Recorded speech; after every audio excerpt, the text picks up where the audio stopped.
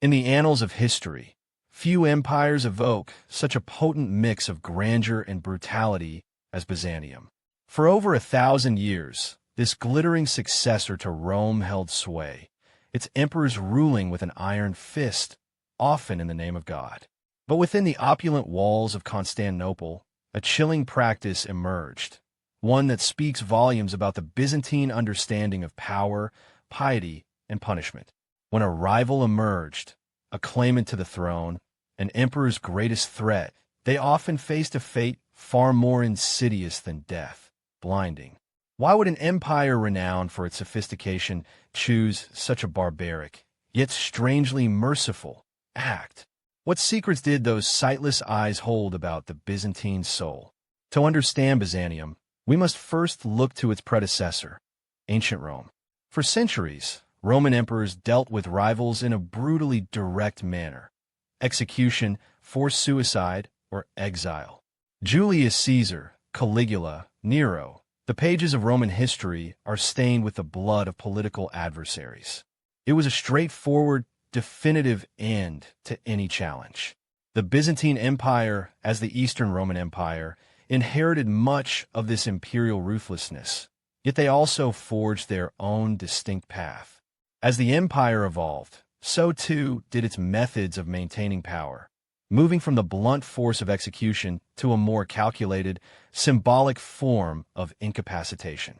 The stage was set for a unique, chilling innovation in political control. In Byzantium, the emperor was far more than a mere ruler. He was God's viceroy on earth, a sacred figure, almost divine. To lay hands on him, let alone to kill him, was considered sacrilege, an act against divine will itself. This profound theological belief deeply influenced how rivals and usurpers were treated. While an emperor could be deposed, removing him from power, directly spilling imperial blood was a dangerous taboo. It risked defiling the sacred office and incurring divine wrath, potentially destabilizing the entire empire. This spiritual barrier against assassination forced Byzantine politicians to invent alternative, less sacrilegious, yet equally effective, methods of eliminating threats to the throne. Blinding emerged as the answer to this complex dilemma. Beyond the spiritual implications, blinding served a remarkably practical purpose: political and military disarmament. A blind man could not lead an army into battle, nor could he appear commanding and capable on horseback. He could not read state documents, navigate the intricate corridors of power, or even, symbolically, see the future of the empire. Losing sight meant losing the ability to physically, intellectually, and symbolically govern. It was a permanent, visible mark of incapacitation, stripping the victim of any claim to authority or leadership. This made a blinded rival harmless, unable to mount further rebellions or rally support, effectively ending their political career without ending their life. It was a cruel efficiency, ensuring no return. In Byzantine thought, sight was inextricably linked with intellect, divine favor, and the ability to rule. The emperor was often depicted with wide, watchful eyes, symbolizing his wisdom and divine illumination. To blind someone was to plunge them into a perpetual darkness, severing their connection to the light of God and reason. It rendered them spiritually unfit to hold the sacred office of emperor.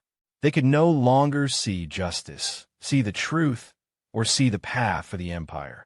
This symbolic castration of intellect and divine connection was crucial. A blind man, regardless of his lineage or charisma, could not legitimately claim to be God's chosen representative, making him politically defunct in the eyes of the populace and the church. The act of blinding itself was an agonizing and terrifying ordeal, often carried out with red-hot irons. The procedure was gruesome, designed not just to destroy sight, but to inflict maximum pain and psychological trauma.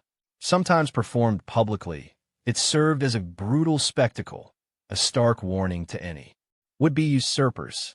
The searing of the eyes, the stench of burning flesh, the screams of the victim. These were the horrifying realities of Byzantine political punishment.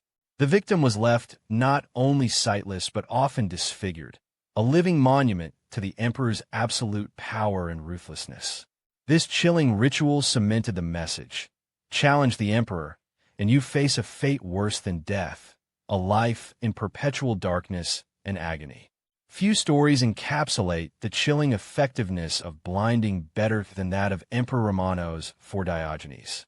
A brave and capable general, Romanos seized the throne in a time of crisis. After his disastrous defeat at Manzikert, he was deposed by rivals within Constantinople. Upon his return, despite promises of safety, he was subjected to the horrific punishment of blinding. The irons were reputedly applied so fiercely that he eventually succumbed to infection and died, his final moments spent in agony and darkness. His tragic fate served as a grim reminder that even a proven military leader, once incapacitated by blindness, could no longer command loyalty or threaten the imperial authority. His demise solidified the practice's place in Byzantine political lore. While undoubtedly barbaric, blinding was paradoxically considered a form of mercy by the Byzantines, particularly when compared to outright execution. It spared the life of the condemned, adhering to the religious taboo against shedding imperial blood. However, this mercy was a living death, a perpetual imprisonment within one's own mind, stripped of dignity and purpose. The blinded individual, often banished to a monastery, was kept alive but rendered utterly powerless. It allowed the reigning emperor to demonstrate his piety by not committing murder, while simultaneously neutralizing any threat. This unique Byzantine solution embodied a chilling balance between theological constraint and brutal political pragmatism, a testament to their complex ethical landscape. The very existence of blinding as a punishment cast a long, terrifying shadow over the Byzantine court, serving as a powerful deterrent. Anyone contemplating rebellion or a coup knew the likely consequence was not swift death, but a lifetime of darkness and helplessness. This threat was often more potent than the fear of execution, as it promised prolonged suffering and the complete emasculation of one's identity and ambition. It ensured that usurpers, even if they failed, would never again pose a credible threat to the throne.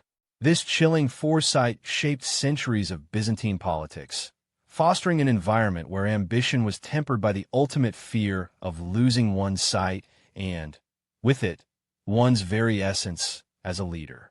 For centuries, from the 8th to the 12th century, blinding remained a hallmark of Byzantine imperial succession and political control. It was a tool that profoundly shaped the empire's internal dynamics, often leading to more stable, albeit brutal, transfers of power. While it is a dark stain on Byzantium's legacy, it also reflects a unique, strategic approach to governance rooted in theology, pragmatism, and a deep understanding of human ambition. The practice faded as the empire waned, replaced by other forms of punishment, but its memory persists as a chilling testament to the ingenuity and ruthlessness of an empire that walked the line between divine grace and earthly power. The eyes of Byzantium, forever watching, forever judging. The practice of blinding, gruesome as it was, stands as a testament to the Byzantine Empire's unique blend of religious piety and brutal political pragmatism. It was a merciful act only in the most twisted sense, allowing emperors to eliminate threats without committing sacrilege, ensuring rivals were rendered permanently harmless. It shaped the very fabric of imperial succession, leaving a legacy of fear and a chilling insight into an empire that mastered the art of political disarmament. The blind eyes of Constantinople's fallen rivals forever remind us of the lengths to which power will go, and the complex, often contradictory, heart of Byzantium.